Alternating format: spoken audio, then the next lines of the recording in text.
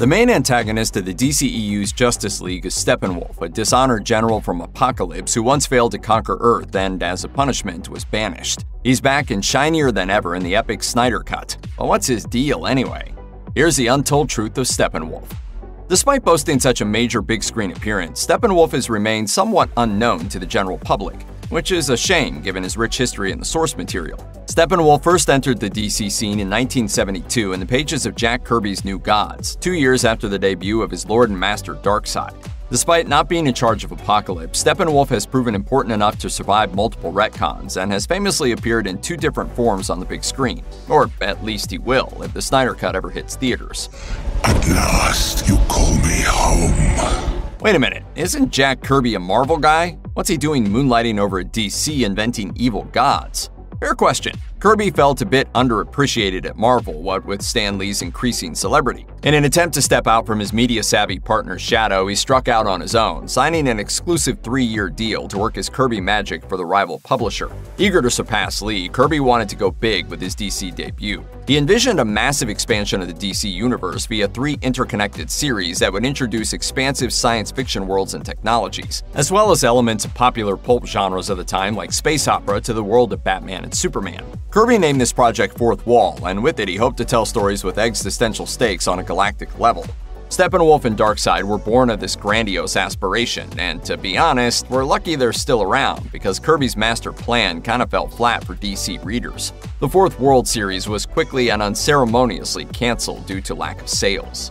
Kirby bid DC adieu and went back to Marvel for a bit before venturing forth into the wild world of indie comics. Kirby did come back to DC during the Reagan administration to see to his destructive creations. He apparently wanted to kill them all off definitively, but DC had attachment issues even then and a standing policy of denying the finality of death. As a result, Steppenwolf and the other New Gods got to stick around in various conflicting incarnations long after their creator's time with them was done. Steppenwolf and Darkseid, along with the other New Gods, have been perhaps the most enduring products of this brief sojourn for Kirby across town. The real-world origin story of these characters goes a long way in explaining their difficult birth into DC, and the epic retconning that took place for decades thereafter.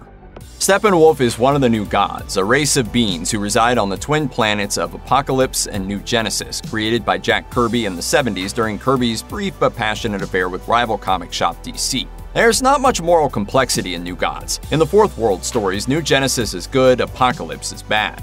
New Genesis is a futuristic utopia at peace with itself and brimming with astonishing technology. It basically looks like the future we were promised in the 1950s. Apokolips, meanwhile, looks more like the future we actually got. Other apocalyptic New Gods include such fascistic residents as Darkseid and Granny Goodness.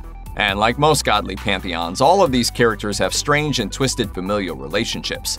The authoritarian ruler of Apokolips, known as Darkseid, is the son of the New Gods Yuga Khan and Hegra. While little is known of Yuga Khan's family, Hegra has one known blood relative of note, and that's Steppenwolf. Yes, this means that Steppenwolf is Darkseid's uncle. However, given that Darkseid is currently the most powerful New God alive, Steppenwolf would be a fool to try and take the throne from him, despite being his elder. Then again, Steppenwolf seems to like his current position as commander of Apokolips's military, since it lets him lead his forces into bloody battle.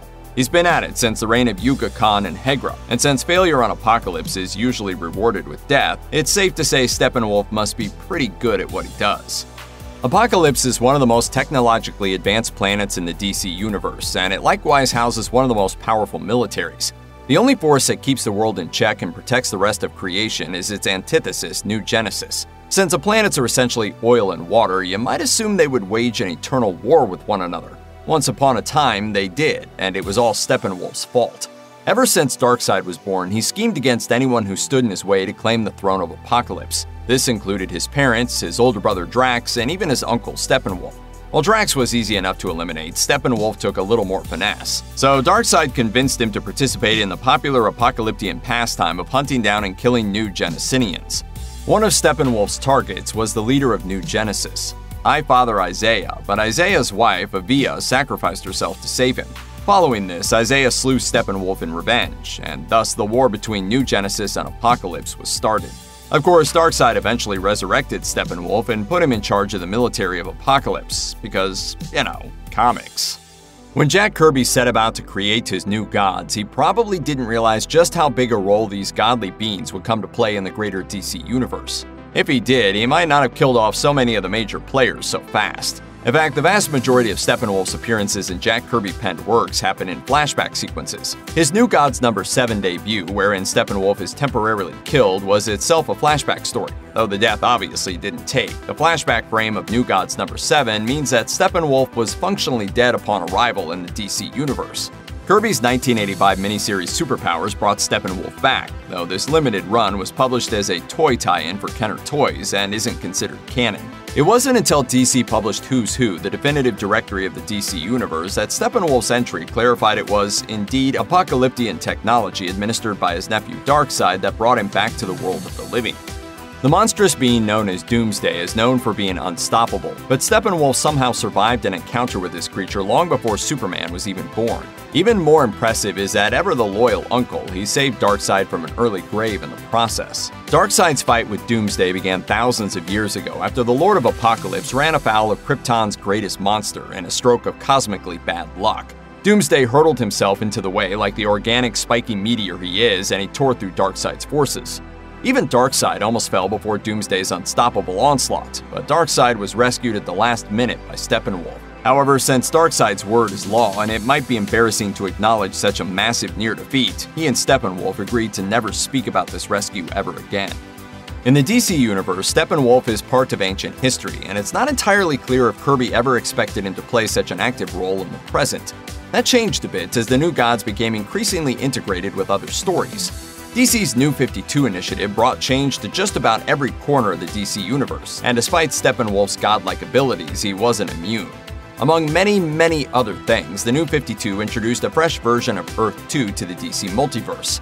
It's there that Steppenwolf first staged a massive invasion of the Blue Planet with a seething horde of parademons. The ensuing battle results in some pretty significant deaths on the hero side, but only the inferior Earth 2 versions. And by the end, Steppenwolf decides to cool his heels in that universe, dodging a $300 million bounty on his head. Long story short, he's ultimately killed by Bizarro before later being resurrected yet again. If you think the difference between Snyder's Steppenwolf and the one in the 2017 version of Justice League is noticeable, well, his comic book design has been all over the place, and the iconic horned helmet he now wears is a relatively recent addition. When Steppenwolf first appeared, for instance, his look could best be described as medieval punk, with lime green skin, green armor and belts, a green cape, and a pointy green hat that couldn't decide if it belonged to a wizard or a pirate. This is the design that also made it to the DC animated universe in shows such as Superman the Animated Series.